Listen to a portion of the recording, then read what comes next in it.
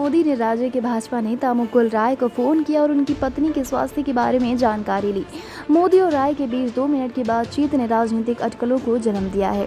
ये घटनाक्रम टीएमसी नेता और सांसद अभिषेक बनर्जी के बुधवार शाम अचानक अस्पताल का दौरा करके मुकुल की पत्नी का हालचाल जानने के बाद सामने आया है। बीजेपी के सूत्रों ने बताया कि पीएम मोदी ने सुबह करीब 10:30 बजे रॉय को फोन किया और उनकी पत्नी के स्वास्थ्य के बारे में जानकारी ली।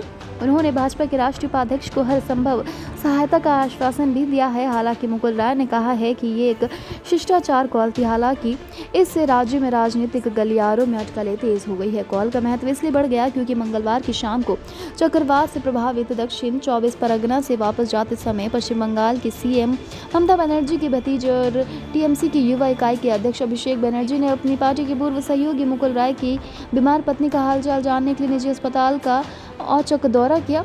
इसने बीजेपी के उपाध्यक्ष के अगले कदम के बारे में अटकलें तेज कर दी।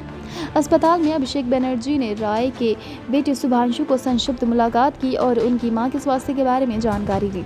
लेकिन इससे फिर भी 67 वर्षीय रॉय के अगले कदम के बारे में चर्चा को गर्म कर दिया। 33 वर्षीय अभिषेक बनर्जी ने पूर्व कोलकाता के अस्पताल में लगभग 10 मिनट बताए, जहां पर मुकुल राय की पत्नी कोविड-19 से संक्रमित कृष्णा राय का इलाज चल रहा है। हालांकि युवा लोकसभा सांसद ने मीडिया से बातचीत नहीं की, मगर अभिषेक बनर्जी की यात्रा, जो कभी टीएमसी के राय के प्रबल विरोधी माने जाते थे, उनका अस्पताल में दौरा टीएमसी के साथ रॉय के बदलते समीकरणों के बारे में अटकलें लगाने के लिए पर्याप्त है। हालांकि पार्टी ने इस तरह की सभी अटकलों को खारिज करते हुए इसे शिष्टाचार भेंट करार दिया है। जैसे ही अफवाहें फैली, बंगाल भाजपा प्रमुख दिलीप घोष भी 2 घंटे बाद अस्पताल पहुंच गए।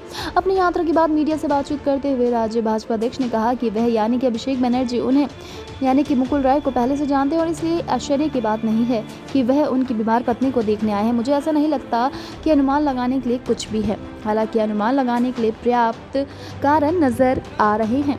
महत्वपूर्ण बात तो यह है कि पिता के साथ भाजपा में शामिल हुए शुभांशु रॉय ने हाल ही में ट्वीट किया था कि जनादेश पाकर सत्ता में आकर सरकार की आलोचना करने से पहले लोगों को आत्म अवलोकन करना चाहिए। ऐसा माना जा रहा है कि ये पोस्ट भाजपा पर निशाना था।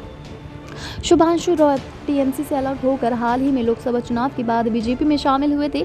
उनके ट्वीट से की गई टिप्पणी को काफ़ी ज़्यादा महत्वपूर्ण माना जा रहा है। पिछले साल भाजपा में शामिल हुए शुभांशु रॉय ने उत्तर 24 परगना जिले के बीजापुर से चुनाव लड़ा था, लेकिन वह हार गए थे। वहीं नदिया जिले की कृष्णानगर उत्तर सीट से मुकुल रॉय ने जीत हासिल की। रॉय के साथ टीएमसी के बदलते समीकरण तब स्पष्ट हुए जब सीएम ममता बनर्जी ने अपने चुनाव अभियान के दौरान मुकुल रॉय और शुभेंदु अधिकारी का बार बार उल्लेख किया। ये दोनों ही नेता उनके 2 भरोसेमंद नेताओं में शुमार रहे हैं।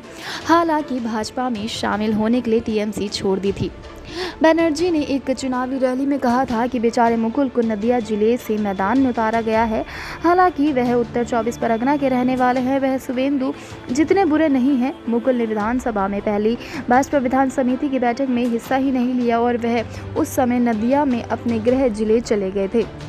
टीएमसी के संस्थापक सदस्यों में से एक मुकुल रॉय को सितंबर 2017 में भाजपा नेताओं के साथ बैठक के बाद टीएमसी से 6 साल के लिए निलंबित कर दिया गया था। मुकुल रॉय बंगाल में 2019 के लोकसभा चुनावों के लिए भाजपा के प्रमुख चुनावी रणनीतिकार थे, जब भाजपा ने राज्य की 42 में से 18 सीटें जीती थी। पिछले सितंबर में रॉय, जो केंद्रीय जांच ब्यूरो द्वारा जांच की जा रही नारद स्टिंग ऑपरेशन में आरोपी है, उनको भाजपा का